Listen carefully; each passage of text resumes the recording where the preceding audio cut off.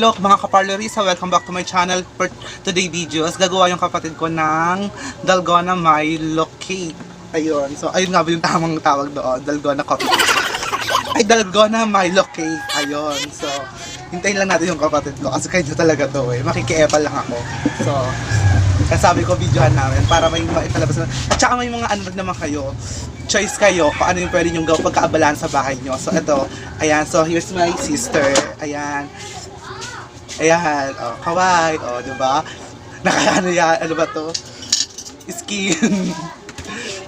Naka-fairy skin siya. Talagang fairy skin.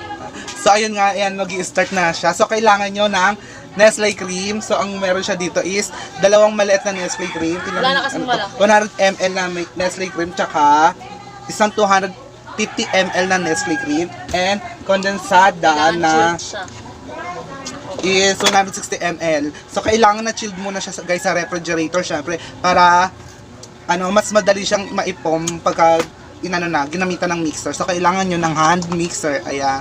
Then kailangan din ng lagayan, ayan. So ayan, papakita ko yung ano kung paano gagawin. Ayan, so let's watch na. So ayan guys, nilalagay na nga yung ano yung Nestle cream sa lagayan. So diyan na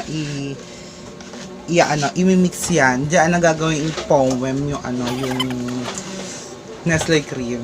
Ayan.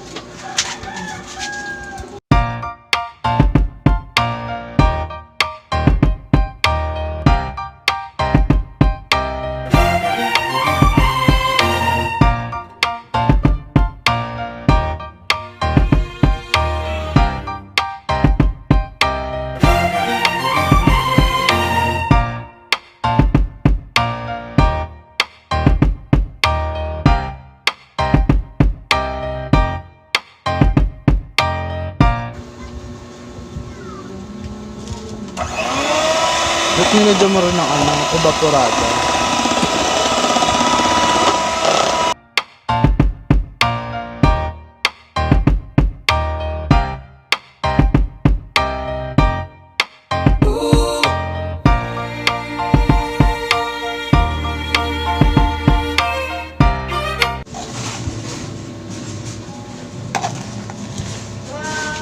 So ayan yung first step guys.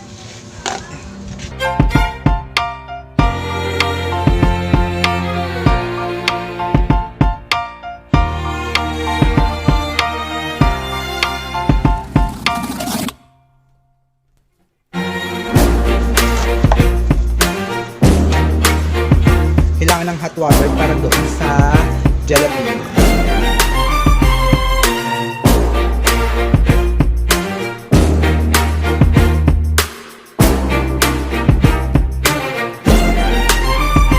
Ayan, ilalagay na yung gulaman doon sa mix ng Condense tsaka ng Nestle cream.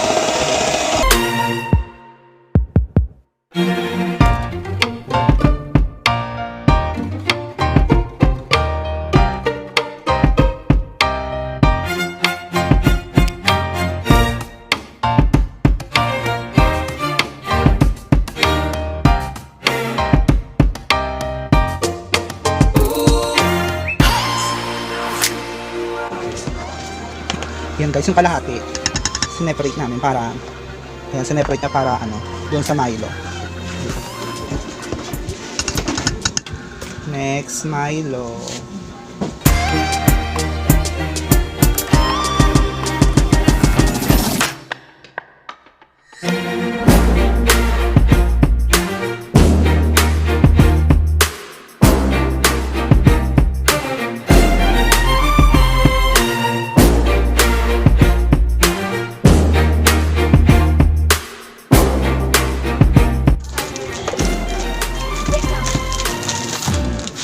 Fudgee bar. Ayan. Ihiwain pa to guys. Ayan.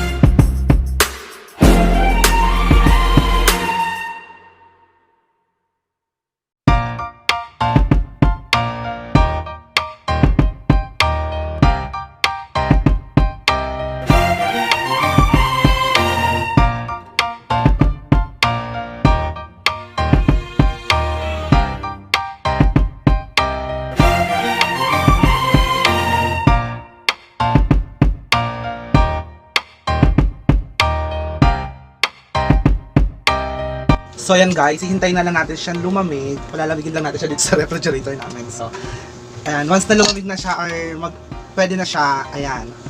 Try na natin. After 24 hours na nasa ref yung DALGONA MILO cake. So, kunin na natin, then let's taste it kung anong lasa niya at kung nag-jelly ba siya. So, ayan. So, ayun nga, katapos ko lang maglaba. Ayan, kaya ito mukhang pagod na pagod ako. Ayan, so, ayan, kunin na natin siya sa ref. Then, i-taste na natin, lasahan na natin kung anong lasa niya. So, let's go!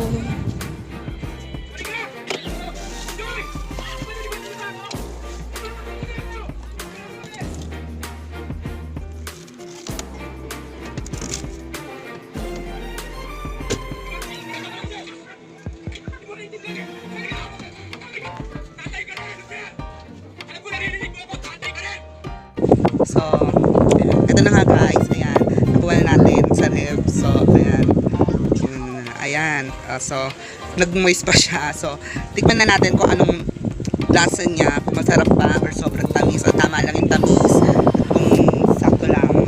Ayan, so, taste na natin. Ayan guys, so, may bawas na pala siya dahil binawasan siya kanina ng kapatid ko dahil kumain sila mama at sila papa ata.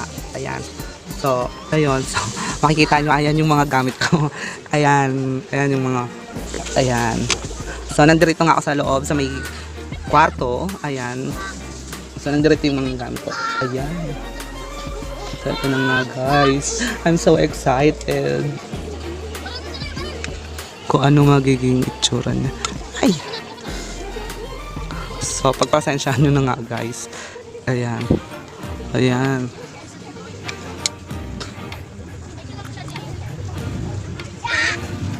Ano nga guys, tikman na natin siya. Ayan. Yan, tikman na natin.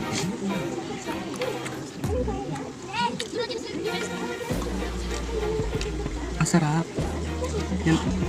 Yung tama lang pala siya na nilagyan ng gelatin powder kasi guys, alam niyo yung parang icing talaga ng cake. Ayun siya, parang ganun yung kinalabasan niya guys. Ayan.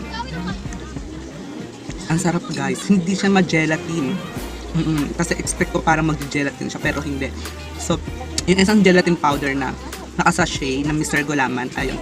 So, ang gagawin nyo doon guys, hindi nyo uubusin yung mga 2 tablespoon lang. Ayan, so, ilalagay ko sa description box yung mga ingredients na pwede nyo bilhin. Ayan, so, may naman, nakalagay naman doon sa, may mga nakalagay naman daan kung paano yung paggawa. Ayan, so, ayun nga guys. Ayan, ayun, ang sarap talaga guys, grabe. Matutuwa ka talaga. Sakto lang yung tamis. Siya para talagang kumain ng cake. Parang siyang red ribbon. So try nyo na to guys sa bahay nyo. Pang dessert kung wala kayong, then kung wala rin naman kayong ibang magawa. Ayan, so ito pwede nyo gawin sa bahay. Ayan. So, ayun. So ayun nga. Ayan. So, ayan. Sarap talaga siya guys. Talagang magugustuhan nyo talaga to. Kasi nga, lalo na kung kayo gumawa, sariling gawa nyo to guys. Talagang masasarapan kayo. Actually, hindi ko rin naman expect talagang masarap siya. Yan, kasi nga, nung namin to ginawa. Tsaka kahapon pala namin to ginawa. So ayun nga, natikman ko lang siya ngayon kasi nga, kanina naglaba pa ako. Tinanghali na ako ng gising. Ayan. Kasi nga, anong oras na kami natulog? Alas 5 na kasi hindi talaga ako makatulog guys kasi nga kagabi gutom na gutom ako, parang gusto ko na nga itong kainin kagabi. Kaso nga lang, ang inisip ko kapag kumain ako ng matamis, magiging hyper na naman ako, so lalong hindi ako makatulog, kaya ayun. So pagkagising ko naman, hindi ko rin naman siya agad ginalaw kasi pagkagising ko, nag-prepare na kaagad ako para maglaba, ayun. Then nag-lunch, tapos after ng lunch, ayun na nga, pahinga ng konti, tapos eto na, tinaste na natin kung anong lasa niya. Ayan, so masarap talaga siya. Kaya maano mo. Saka hindi siya tumilas guys. Ayan. Ito man tinatawagan nito. So ayun nga guys. So dahil nga yung pamangkin ko kanina nandito. So tingin siya sa akin habang kumakain kasi nga diba Ninaano ko nga to sa inyo, tinuturo. Ayan. So, makikita nyo talaga ang cha-cha. Ang haggard ko. So, gagawin ko. Ibibigay ko na lang muna sa pamangkin ko. Shario! Ayan, kasi nga. Ayun, kasi nga nakatingin siya kanina. Kaya binigyan ko na lang muna siya. Ayan.